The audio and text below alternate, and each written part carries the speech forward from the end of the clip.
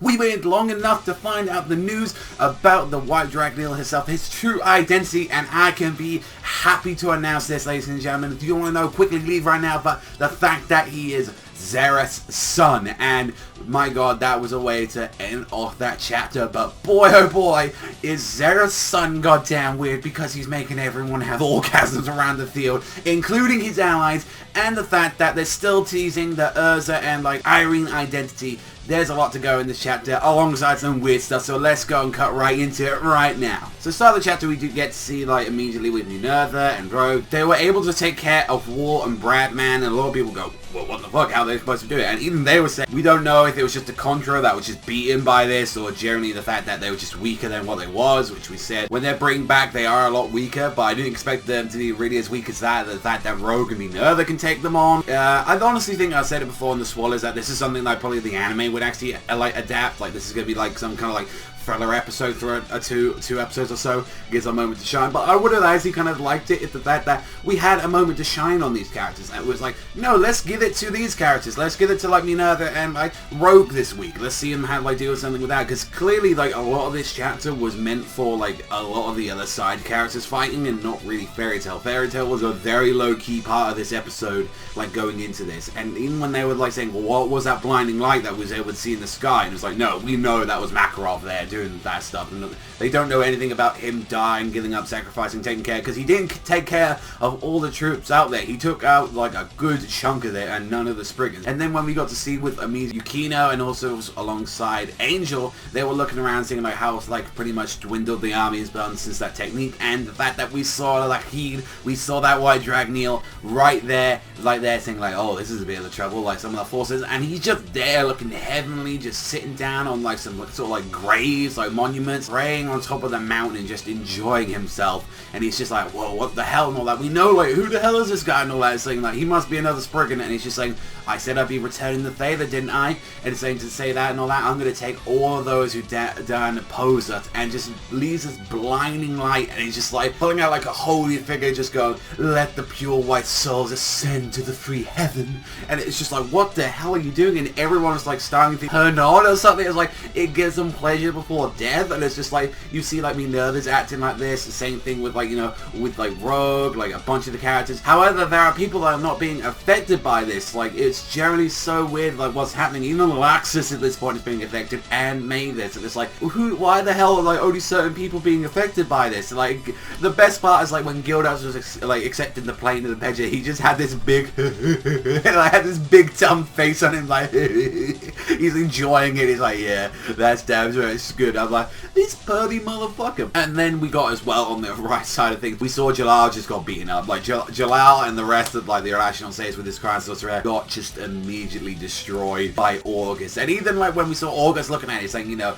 he's just like, really, this is like using like a magic, like kind of like this, or such a dull battle. And then whilst that's happening, we get to see like what's happening is that like even Irene is being affected by this magic. Like, she's like, what the fuck and all that. I'm feeling it. It must, like, you know, this is Rakid's. It has to be his. And like even with like Urza, for some reason Urza's not being affected alongside Wendy. And it was like, what's going on? And that was a weird thing where I was never expecting that to be a part of the fight, where it was like, oh, Wendy's gonna lend a hand against Irene on this like this. Like, because it clearly felt like that feels a little bit better now. The fact that like Urza is a lot more weaker than what she was at the moment, and now the fact that like, you know, Wendy of all people is like lending a hand, and hopefully like during that time she could actually heal her hands like at some point in the battlefield. And just the fact that even Xerath is getting affected by this, and he's like, Rakid, cease this at once. Like, cease this. It's like, our allies are suffering from this as well. He's like, oh, 1,000 pardons for my actions.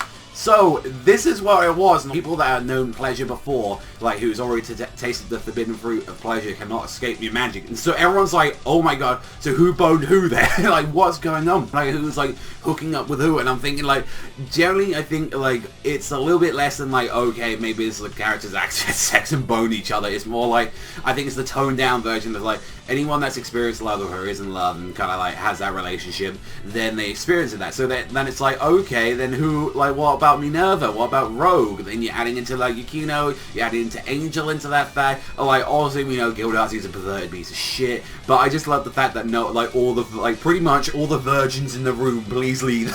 Like where you see like they're not being affected, so you know no one's touched that Ursa, no one's touched E.N.D, and it's just like that's the main reason. And it's the fact that August not being affected is like, man, you like a 70-year-old virgin? Like, are you a 70-year-old virgin, August? Like, or you just that fucking, like, you been affected by it because you don't give a fuck. Like, that's, like, a very weird thing. Like, it's just such a weird magic. Even the fact that you got Mavis there and Zereth, and we clearly, well, we saw them kiss, but we didn't, like, that's the fact we didn't see them bone, and we don't know the true relation between Zereth and his child. He's described him as his father, and he's like, no, this is my father, how dare you, like, say anything to him that I'm just a minion, I'm much more than his comrade. And generally take out Yukino, and it's just like, yeah, you want to come and, like, deal something with me? And Kakura, like, of all the people, I remember saying this in the spoilers, that's such a weird opponent for, like, to go against, like, so-called, like, Dragneel. Like, what are you expecting from him, like, you know, that maybe someone like Natsu might deal with him, or, like, because how's the fact that, like, Natsu now's got, like a nephew at this point? Like, he's got, like, a little nephew that's, like, around about the same age as him, which is goddamn weird. That's, like, some JoJo, like, Part 4 stuff that people know what I'm talking about. Apparently, I think that is that Yukino, like, what is she really gonna do, like, about this, like, fight? I don't think, how can you really do anything about that if you're not affected? Like, basically, you have to be the biggest, hardest, like, most powerless version in the entire thing. Like, the fact that, like, you know, I think we've seen Yukino, like, she's like, oh, I love Urza, but that's just more like his comrade. Like, if that's the only way that's gonna affect it, because, like, what can this guy do? Like, then you got to add, in fact, what can Rakid do if that's this entire thing? It's like, I make you feel pleasurable and then I kill you. Like, if that's his magic. It's just such a goddamn weird magic out of, like, for a character to bloody have. Like, it's just such a weird, like, magic for people to, like, deal with. It's just like, oh, that's what's going to do it. And it has such a ridiculous range. The fact that it's, like, and carrying the entire continent into, like, an island for there. And then just, like, the only people that aren't being affected by it are such a select few of people. But I like the more people interpretation saying that no, like, you've eaten that forbidden fruit, that's what happens when you, like, fuck someone. It's like, okay, who's been powdered, who's gonna go, who's gonna, like, been going in them sheets, like, going around. It's like, nah, but generally it's that there's, like, I think it's like, oh, you've, like, the forbidden fruit of love, or like something like that, like what they're going for. I think, like, it's in a Shoto magazine, I don't think they're gonna, like, cloud too much. Yeah, like, Natsu, you know, Lucy, they've been going at it, or, like, Ajin, you know, they've been knocking boots, they've been enjoying themselves, but such a weird chapter with a big revelation in it. Like, so, I like it, but it's also, as well, just really weird. It's, like, on the levels of dumb, but, or just weird more like it. Like, it's such a confusing power, where it's like, I generally was expecting for him, like, maybe we could have a little bit more on him, like, later on. Maybe we still need to know a little bit more about his powers, but generally, like, he's the complete opposite of Zereth. Like, instead of death, he gets, like just immediate death. He gets some pleasure before death, so, like, maybe that's a weird kind of difference. Like, it was like Zereth was looking for, where I was like, no, I want my son to, like, learn this kind of magic, and where it's like, you know, I'm a monster, but at least with these guys, he can send them off peacefully.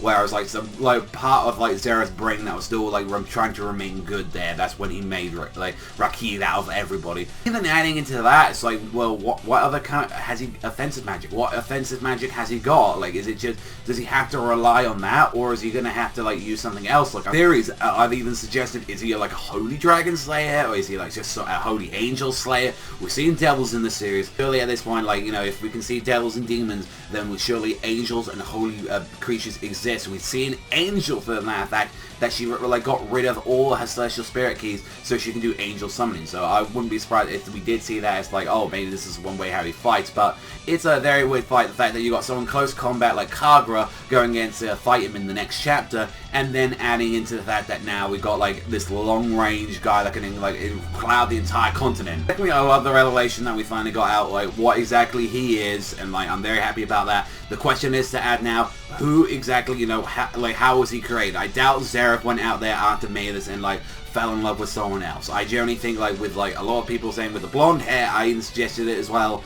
where, like, if he might be, like, a biological thing of, like, him and Mavis, where they actually he took the DNA of Mavis see this right before he died, somehow trying to create her, but ended up creating a son. It was like, no, you'll be the living legacy of her. It'll always be reminding me of her. And it was like, maybe that's what he did, and he's like, no, I'm going to use this. In his last crazy moments, he kind of like it took some biological DNA and actually created something, like, because he's created Natsu before and all that. Wouldn't be surprised he made that, and even with like maybe some demon DNA or even some angel DNA, that would make it a little bit more interesting if that happens to him. But let's hope he's actually really, like, I really hope he's like up there. Like, I really hope he's a really good like character out of the Springers, because so far we've only had like, out of the two of them and all that, we've had August and like Irene that have been really goddamn holding down for. We really thought God Serena for the longest was going to be a super good like character, but I hope like the others and all that are really good, but we'll have to wait and see and all that. Other than that, I like this chapter, but goddamn, it's weird. Like, I love the revelation, but I think the power and just like most of the chapter is just like Fairy Tail and like a bunch of the other characters losing the nuts. But I'm kind of happy that I'm seeing like Ursa's not doing it on her own. She's got Wendy backing her up, which I kind of like, and I hope she like heals her, so she gives her time for Ursa to actually have a proper fight, and the fact that we've got this Rakid character fighting, but it's just such a weird matchup that like Kagra, of all people, is doing that. But then as well, I'm the same person that was complaining like, oh, we want other characters than Fairy Tail fighting, and we are. It is starting to feel a lot more like a war now. I definitely really enjoy that. There's like, it's other people fighting alongside it. It's like, it's not just going to be Fairy Tail taking on everyone. We've already had that before. We've had that with Jalal, and now I'm happy that Kagra is going to get involved and have their own fight, and same thing apparently with like Sabretooth as well. That although they got like their off-screen, the fact that they're dealing with like Spriggans as well, I kind of like the fact of that. So overall, I do think it's an enjoyable chapter. I think it's a great chapter. Not the best chapter. I think it's just such a weird power, and it's just like, it's such a weird thing where it's like it's really exposing the people who are like the huge versions, and that's like, no, that guy's surgeon, he isn't interested in anything. He's like, screw him. And overall, I'll give the chapter like an 8 to an 8.5. I really did enjoy the chapter, but goddamn, it's so weird. Thank you very much for watching. As always, let me know what you think in the comment section down below. And if you love Fairy Tail as much as I do, you know, hit that like and hit that subscribe. Thank you, and I'll see you guys next time.